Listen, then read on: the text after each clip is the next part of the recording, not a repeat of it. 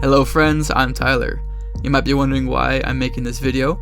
Well, I'm not going to tell you, but I will say that I love video games. I've been gaming ever since I got the original LEGO Star Wars on my PS2. I've touched every system from the PS2 to the Game Boy Advance to the Nintendo DSi XL to the Wii U and eventually to the PC.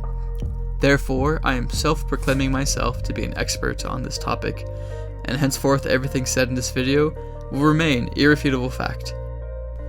If you have an issue with anything mentioned in this list, please make your own video and we'll let the masses decide. Now, let the games begin.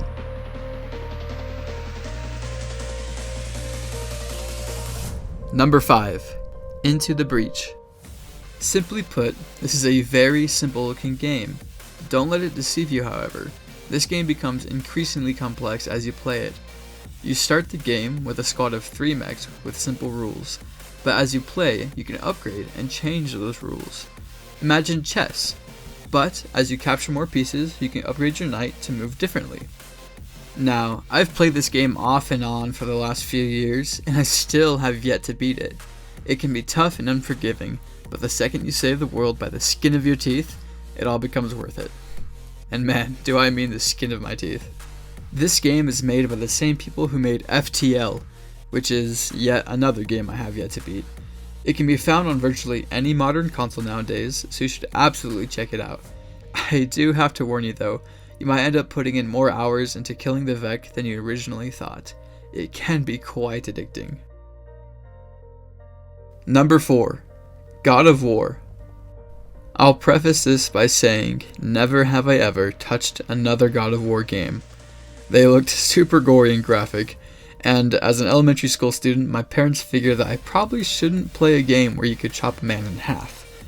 However, when I saw PewDiePie start playing this game when it came out, I immediately stopped watching so I could play it for myself.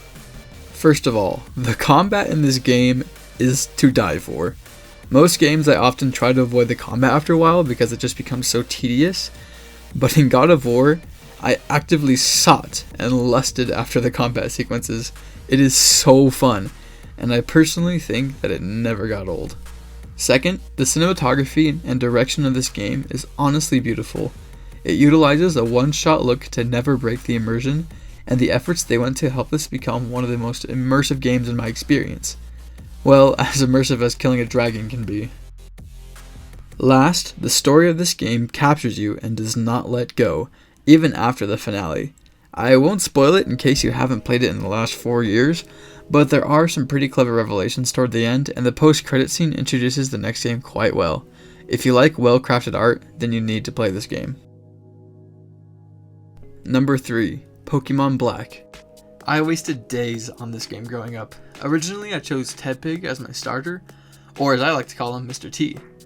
As a youngling, I just leveled up Mr. T to one-shot every single Pokemon that he faced. However, something dark and looming was waiting for me at the end of Victory Road, the final 4. I threw Mr. T at these 4 bringers of death for years. I'm not even kidding. From the time I was 10 until I finally decided to restart the game when I was around 16, I could not get past the 3rd of the final 4. But when I did, I haven't felt a sense of euphoria like that ever since. If you play Pokemon or are interested in playing Pokemon, I highly recommend checking out this game. It's only like, $130? Oh well, it's worth it. Go check it out. Number 2, Minecraft. This is one of the most famous games of all time, and for good reason. If you have not played Minecraft at this point, then I don't know what to tell you. It has literally endless gameplay potential, and I think everyone who owns this game can attest to having these continual phases where their friends will just hop on and play religiously for like a few weeks. This game is pretty much Lego the video game. You can build whatever you want, wherever you want, whyever you want. If you own a Windows PC, I'm pretty sure they offer a version of this game for free. There, now you have absolutely no excuse. It's not like it's some ridiculously overpriced Nintendo DS game. Looking at you, Pokemon. One of my favorite parts of this game is that it is constantly being updated with new content. Every year or so you basically get an entire DLC for free, which is something I wished happened with every game. And if you don't want to or can't wait until the next update, there's literally a million mods that you can go download right now.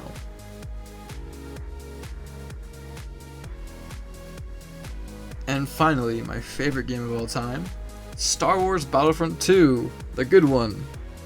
Star Wars is such a popular and perhaps controversial IP nowadays, but growing up, it was always in the forefront of my life. I grew up dressing as Obi-Wan for Halloween, getting the build-your-own lightsaber kits for Christmas, and even reenacting scenes on my living room coffee table. That's why when I found a game in which I can play as almost any hero and slice up all the other heroes with a lightsaber, I was ecstatic. I have probably played this game for over 300 hours over the last 17 years. I spent literal days doing galactic conquest with my brother. We would rack up kills on Polis Massa, try to prevent the Jedi archives from being destroyed, and spend hours upon hours upon hours hunting down the most evil entity in the Star Wars mythology, Nom Carver.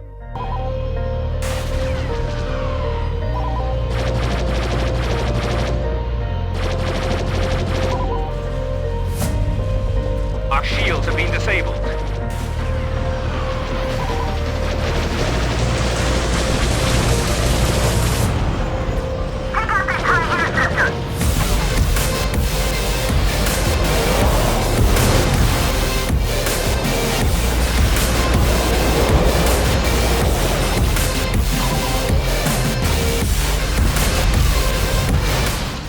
Play this game. It's only $10 on Steam, or even cheaper on Amazon. Now, while you might believe or think differently from me, I would just like to say that these games are simply and unequivocally the best games of all time. That's it. Goodbye.